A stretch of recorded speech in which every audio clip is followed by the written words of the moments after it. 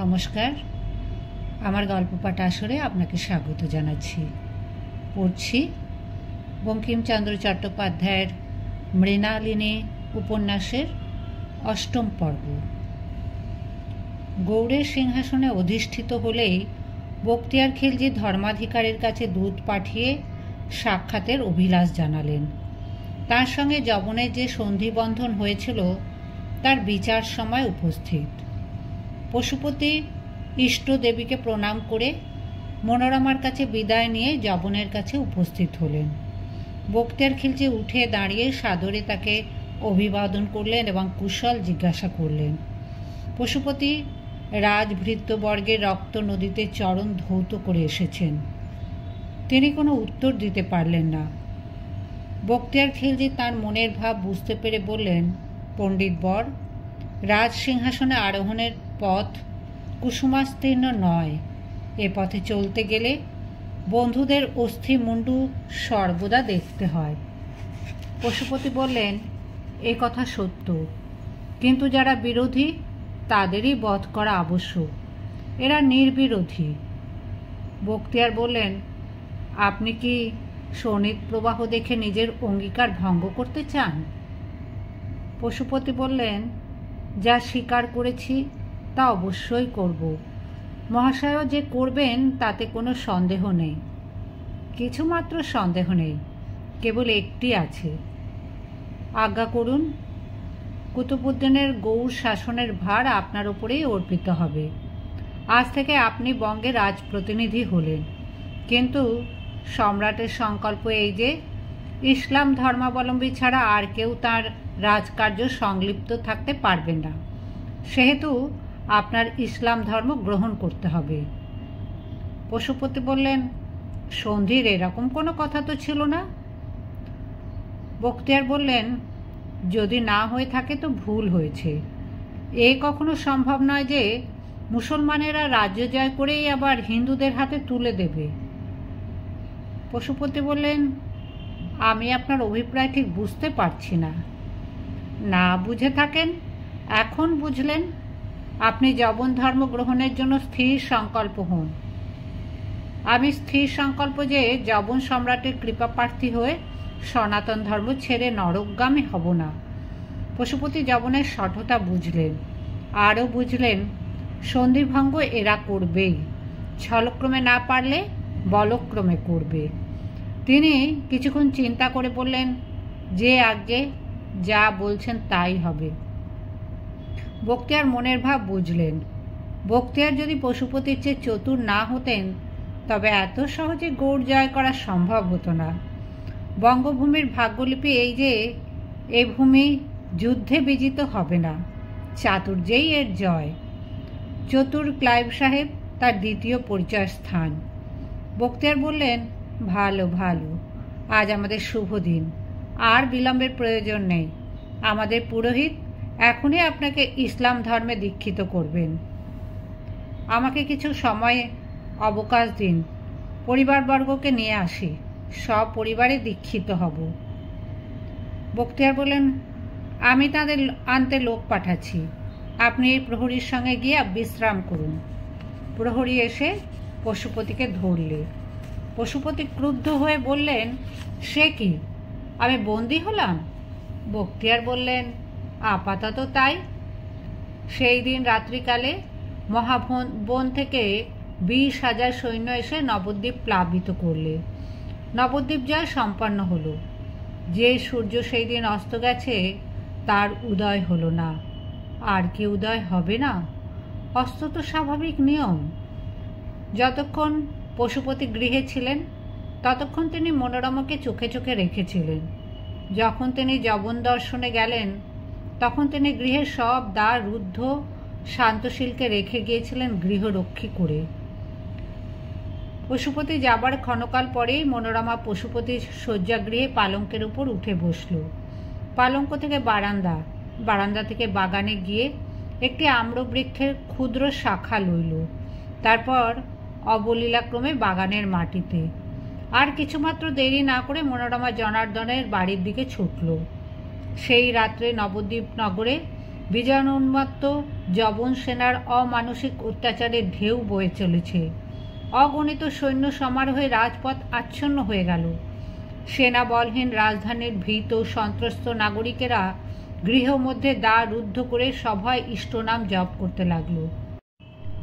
যুদ্ধ জয় করার জন্য যে বীর পুরুষকে মাধবাচার্য রত্ন করে নিয়ে এসেছিলেন, তিনি এই সময় কোথায়? এই ভয়ানক যবন প্রলয়ের সময় হেমচন্দ্র রণোন্মুখ নন। একা রণোন্মুখ হয়েই বা করবেন কি? হেমচন্দ্র এখন আপন শয়নকক্ষে শয্যায় শয়ন করছিলেন। নগর আক্রমণের কোলাহল তার কর্ণগোচর হল।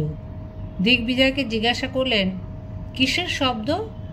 দিগ্বিজয় বললেন, যবন সেনা নগর আক্রমণ করেছে। হেমচন্দ্র যেন আকাশ থেকে পড়লেন।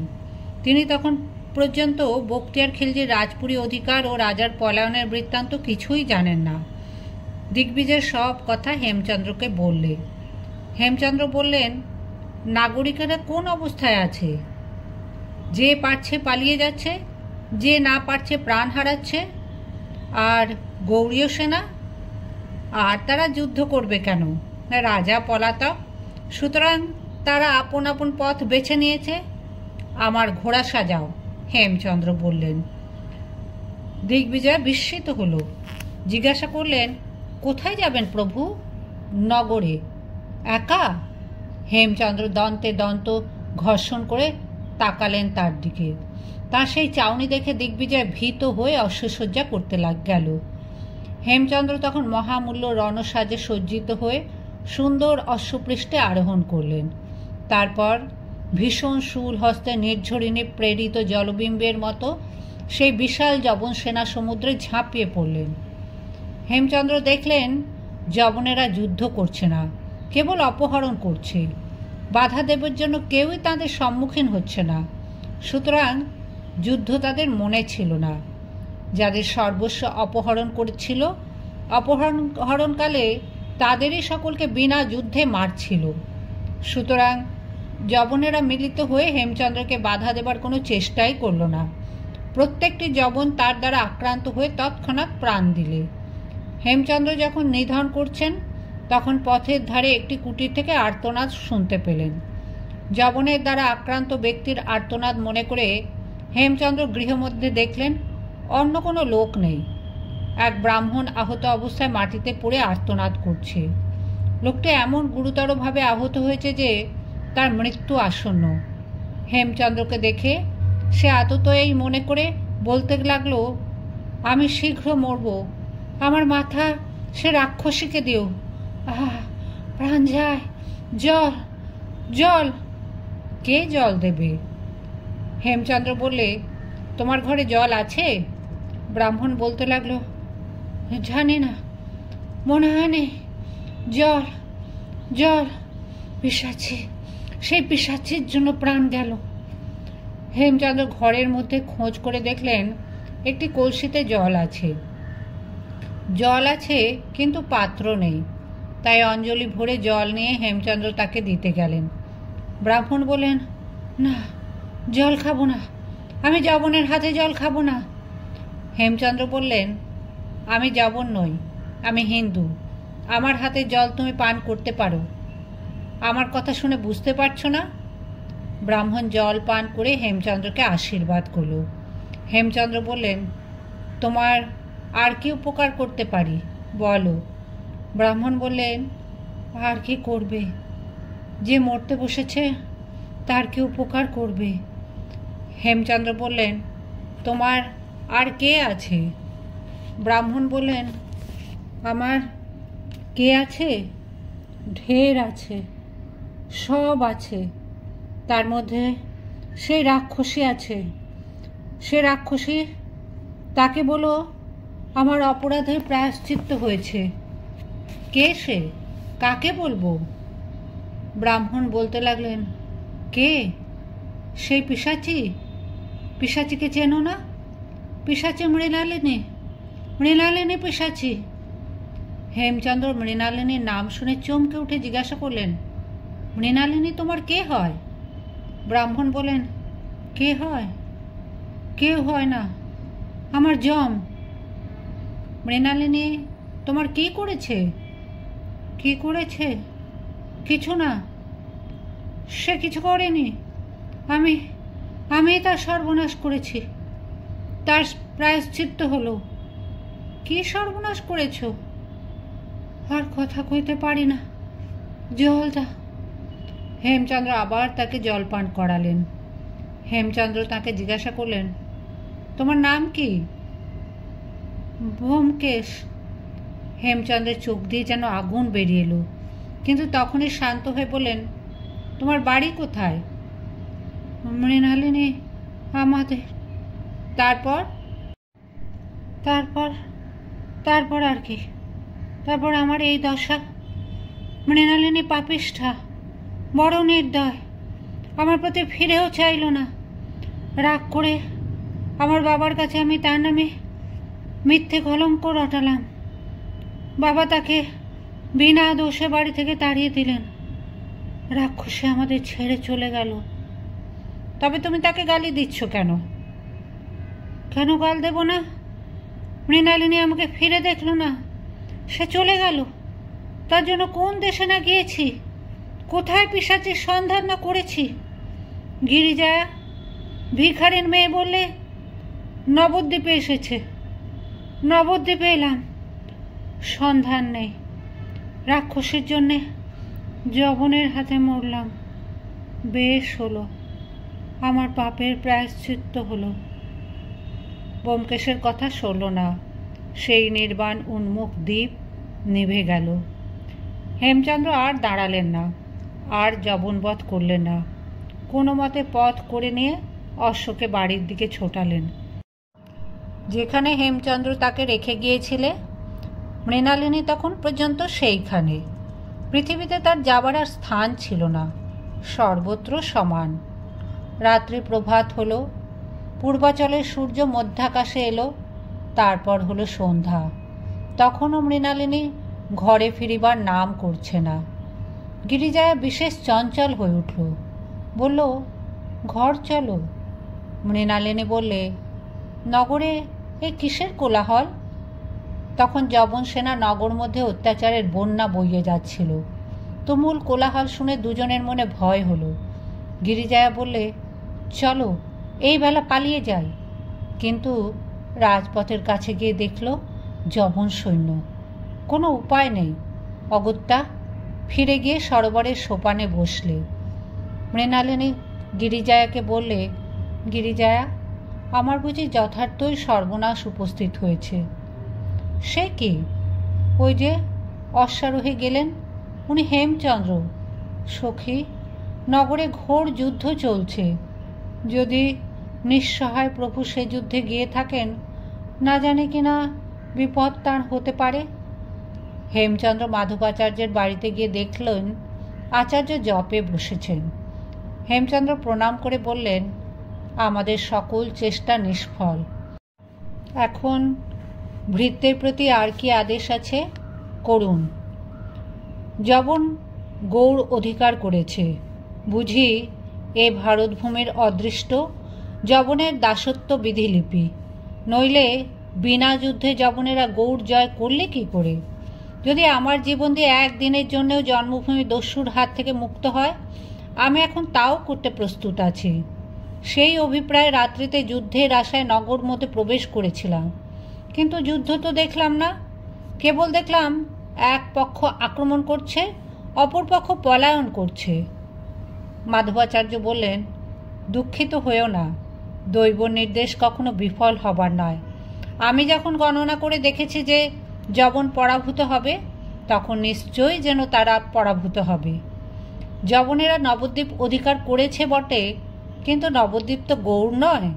প্রধান রাজা সিংহাসন ত্যাগ করে পলায়ন করেছে, কিন্তু গৌড় রাজ্যে অনেক রাজা আছেন, তারা তো এখনো পরাজিত হননি। কে জানে সব রাজা একত্র হয়ে প্রাণপণ যুদ্ধ করলে যবন পরাজিত হবে কিনা। হেমচন্দ্র বললেন, জ্যোতিষ গণনা মিথ্যা হবার নয়, অবশ্যই সফল হবে। পূর্বদেশে যবন পরাভূত হবে, এই আশায় আমরা নবদ্বীপেই যবন জয় করবার চেষ্টা করছিলাম। কিন্তু গৌড়রাজ্য তো প্রকৃত পূর্ব নয়, কামরূপী পূর্ব। সেখানেই আমাদের আশা ফলবতী হবে। কিন্তু এখন তো যবনের কামরূপ যাওয়ার কোনো সম্ভাবনা নেই। মাধবাচার্য বললেন, এখন যবনেরা ক্ষণকাল স্থির থাক না। গৌড়ে এরা কায়েমি দখল নিতে পারলেই কামরূপ আক্রমণ করবে। হেমচন্দ্র বললেন, তাও মানলাম, এবং এরা কামরূপ আক্রমণ করলে পরাজিত হবে তাও স্বীকার করলাম, কিন্তু তাতে আমার পিতৃরাজ্য উদ্ধারের কী সদুপায় হলো? এই যবনেরা এই পর্যন্ত বারংবার জয়লাভ করেছে, অজেয় বলে রাজাদের কাছে প্রতিপন্ন হয়েছে। ভয় কেউ তাদের বিরুদ্ধে যেতে চাইছেন না। তারা একবার মাত্র পরাজিত হলে তাদের সে বিজয় গৌরব ভুলুণ্ঠিত হবে। তখন ভারতবর্ষীয় নব আর্য রাজারা এক হয়ে অস্ত্র ধারণ করলে যবনেরা কতক্ষণ তিষ্ঠতে পারে? হেম বলল, আপনি শুধু আশার আশ্রয় নিয়েছেন, আমিও তাই করলাম। এখন আমি কি করব? আদেশ করুন। এখানে আর তোমার থাকা উচিত নয়। যবনেরা তোমার পিছু লেগেছে। আমার আজ্ঞা, তুমি আজই এ নগর ত্যাগ করো। কোথায় যাব? আমার সঙ্গে কামরূপ চলো। হেমচন্দ্র অধবদন হয়ে ধীরে ধীরে বললেন, মৃণালিনীকে কোথায় রেখে যাবেন? মাধবাচার্য বললেন, আমি ভেবেছিলাম তুমি আমার কথায় মৃণালিনীকে মন থেকে মুছে ফেলে দেবে। হেমচন্দ্র পূর্বের মতো মৃদুভাবে বললেন, মৃণালিনীকে ত্যাগ করা সম্ভব নয়, সে আমার পরিণীতা স্ত্রী। মাধবাচার্য বিস্মিত হয়ে বলেন, আমি এর কিছুই জানলাম না। হেমচন্দ্র তখন আদ্যপান্ত তাঁর বিবাহের বৃত্তান্ত বিবৃত করলেন। শুনে মাধবাচার্য বললেন, যে স্ত্রী অসচ্চারিণী সে তো শাস্ত্রানুসারে পতিতা। মৃণালিনীর চরিত্র সম্বন্ধে যে আশঙ্কা তা কাল আমি প্রকাশ করেছি। হেমচন্দ্র তখন ব্যোমকেশের সব বৃত্তান্ত প্রকাশ করে বললেন। শুনে মাধবাচার্য আনন্দ প্রকাশ করলেন, বললেন, বৎস, শুনে বড় খুশি হলাম। তোমার প্রিয়তমা এবং গুণবতী ভার্যাকে তোমার কাছ থেকে সরিয়ে দিয়ে তোমাকে অনেক ক্লেশ দিয়েছি। এখন মৃণালিনীকে সঙ্গে নিয়ে মথুরায় গিয়ে বাস করো। আমি আগে কামরূপ যাচ্ছি। সময় বুঝলে কামরূপ অধিপতি তোমার কাছে দূত পাঠাবেন। হেমচন্দ্র এ কথায় স্বীকৃত হলেন।